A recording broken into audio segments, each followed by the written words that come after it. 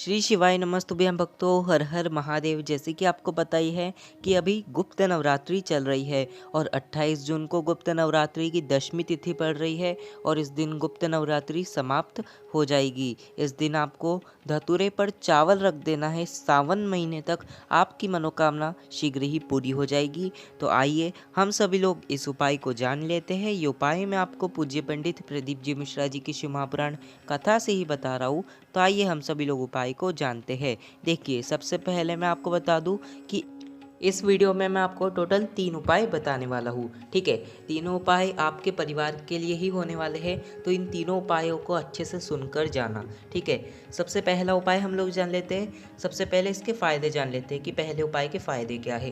देखिए, अगर आपके परिवार में कोई कष्ट आने वाला होता है, कोई रोग, बीमारी, तकलीफ, कष्ट, धन की कमी, ऐसा सब कुछ आपके घर में अगर आने वाला होता है, तो ये उपाय आपके जो कष्ट आने वाला होता है, कोई कार्य अटकने वाला होता है, तो उसे भी सुलझा देता है ये उपाय। तो आपको इस उपाय को अवश्य कर लेना चाहिए। ठीक है, तो इस उपाय को करने के लिए हमें क्या ज़रूरत पड़ेगी? मात्र एक धतूरा।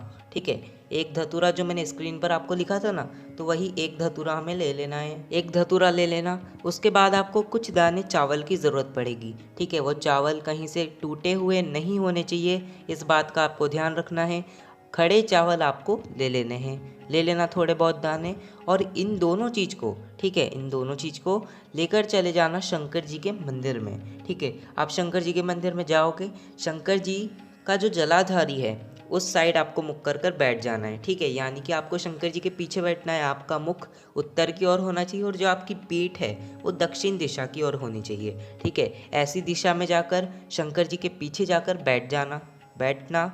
और जो घर से हम धतूरा लेकर आए, अपने परिवार की कामना करते हुए कि हमारे परिवार में अब कोई कष्ट ना आए, कोई तकलीफ ना आए, कोई हमारे कार्य में कोई खराबी ना आए, यही सब अपनी कामना करते हुए, बीमारियों का कामना करते हुए शंकर जी के शिवलिंग पर वो धतूरे को चढ़ा देना है। चढ़ा देना।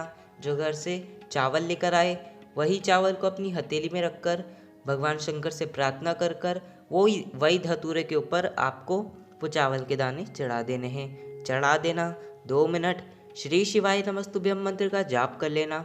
जाप करने के बाद शंकर जी से प्रार्थना कर लेना कि हमारे परिवार में अब कोई कष्ट नहीं आना चाहिए। रोग, बीमारी, तकलीफ, धन की कमी, कार्य कोई अटके ना, यही सब कामना करते हुए आपको ये उपाय को कर लेना है।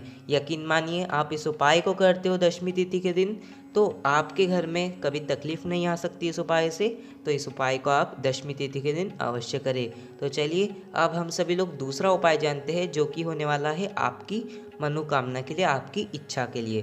तो चलिए उपाय को जानते हैं। आपको ज़रूरत पड़ेगी मात्र एक मंदार के फूल की। जो नीला कलर का आंकड़े का फूल आता है, मंदार का पुष्प आता है, वो आपको एक पुष्प ले लेना है, जो आपको स्क्रीन पर भी दिख रहा है। ये वाला पुष्प आपको एक ले लेना है। ठीक है, ले लेना। साथ ही साथ आपको एक शमी का फूल या फिर शमी पत्र। ठीक है, अभी देखा जा रहा है कि ये सीज़न में भी शमी का फूल आ रहा है, तो आपको अगर शमी का फूल मिले तो ले लेना, अगर नहीं मिले तो शमी पत्र ले लेना। ठीक है, दोनों में से कोई भी एक चीज़ ले लेना।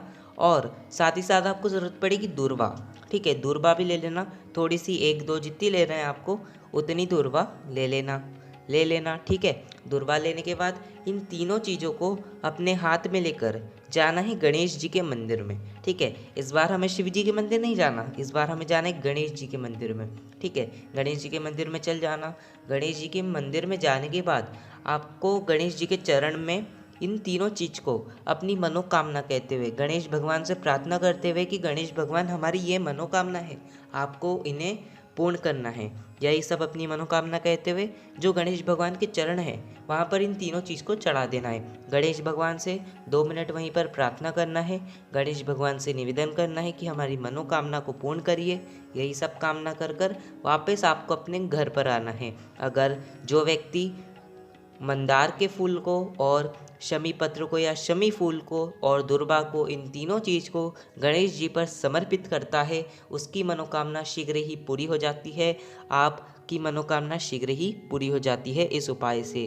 तो ये था गुरु जी का दूसरा उपाय। अब जानते हैं हम सभी लोग गुरु जी का तीसरा उपाय, जो कि होने वाला है अगर आपका कोई काम अटक रहा है, जो काम पूरा ही नहीं हो रहा, बहुत दिनों से लगे हो काम पूरा ही नहीं हो रहा, कोई भी काम है जो पूरा नहीं हो रहा हो, और अगर आपकी मनोकामना भी बहुत दिन से पूरी नहीं हो रही हो, तब भी आप इस उपाय को कर सकते हो। ठीक है, इस उपाय को कैसे करना है तीसरे वाले को ध्यान से सुनना। आपको ज़रूरत पड़ेगी 5 बेलपत्र की। ठीक है, वो बेलपत्र कहीं से कटी फिटी नहीं होना चाहिए, इस बात का आपको ध्यान रखना है। साथ ही साथ आपको छोटे झाड़ में से बेलपत्र बिल्कुल भी नहीं लाना है, बड़े झाड़ में से ले आना। ठीक है, 5 बेलपत्र ले लेना।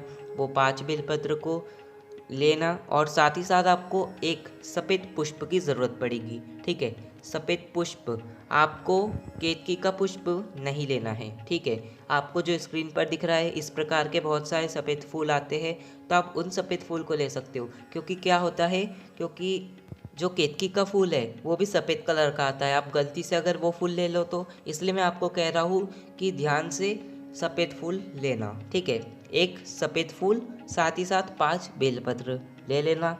और तीसरे नंबर की चीज़ हमें लेना है 1 लोटा जल, जो शंकर जी को बहुत प्रिय है। 1 लोटा जल भी ले लेना। इन तीनों चीज़ को लेकर जाना है हमें शंकर जी के मंदिर में। जब आपको ऐसा लगे कि हमारा काम अटक रहा है, तब आप इस जल को, इन तीनों चीज़ को लेकर चल जाना शंकर जी के मंदिर जाना।